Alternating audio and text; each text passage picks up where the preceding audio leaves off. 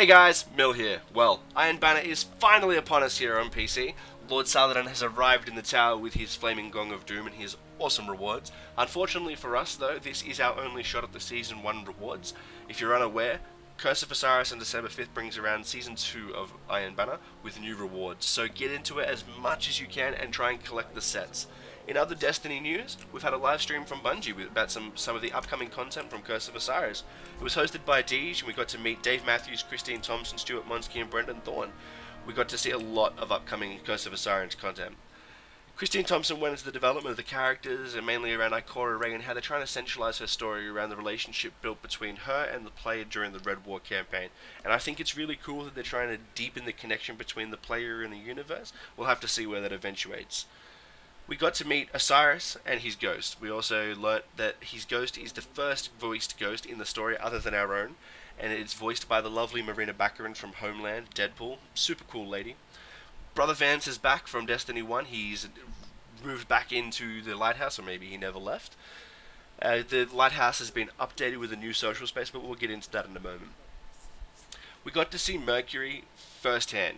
Now, they want us to feel mystery with Mercury, they want us to feel mystique, but I feel it's very familiar to areas, to places we've been. It reminds me too much of the Vex. I understand it's a Vex machine planet, but it just reminds me of everything we've seen so far, and I honestly feel it feels like a revisit. In the expansion, we're going to get to learn about the precursors and all about the Vex of the past.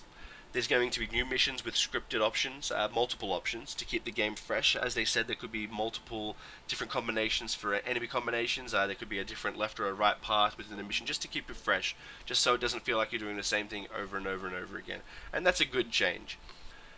We're going to get to learn about the past, the present, and the future Vex. We're going to learn about their possible timelines, including the Dark Future.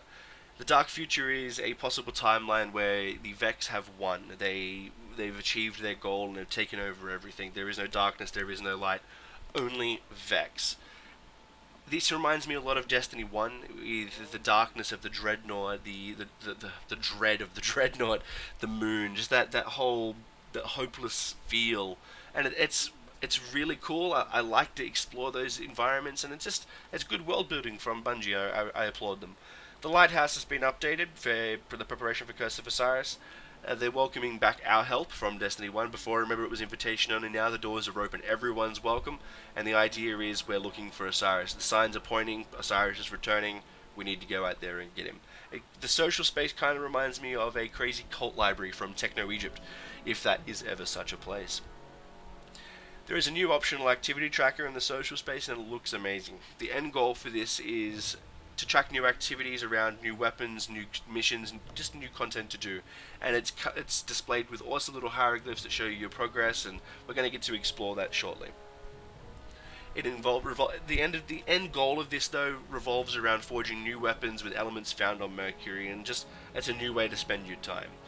There's new public events, new lost sectors, and the new public event they gave us a sneak hint at is the largest public event to date, so I can't wait to explore that a little bit more.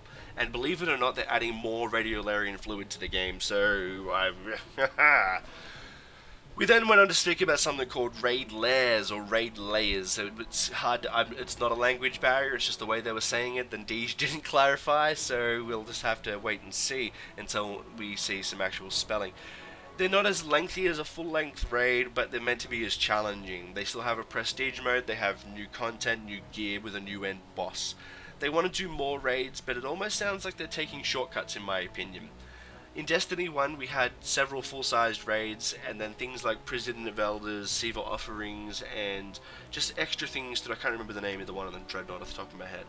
But there was just other things to do other than raid content, and I understand adding something small within a raid that already exists is an easy way to add additional content, but I don't know, I feel like it's a cheap move on their half, but I trust Bungie. We'll see what happens, and we'll see where they take this. I just hope that it's not going to be these small raid layers all the time. Full raids would be better, so let's just have faith. The starting line for the raid hasn't been announced yet, but they are going to give us a date. It'll be shortly after the release of the DLC. And it has been absolutely confirmed that we're going back to the Leviathan, so we'll see how they do that. They gave us a sneak peek at the start of the new entry, but they didn't enter the area. We'll have to see. They're also upping the difficulty of the previous raid content in an effort to keep all raid content relevant. That's all we have time for to speak about today, guys. I hope you learnt something. Throw us a subscription, ask us a question, drop us a like, meet me on Discord. If there's anything you'd like to know, drop it in the comments and we'll see what we can do. I'll see you out there, Guardians. Have a good one.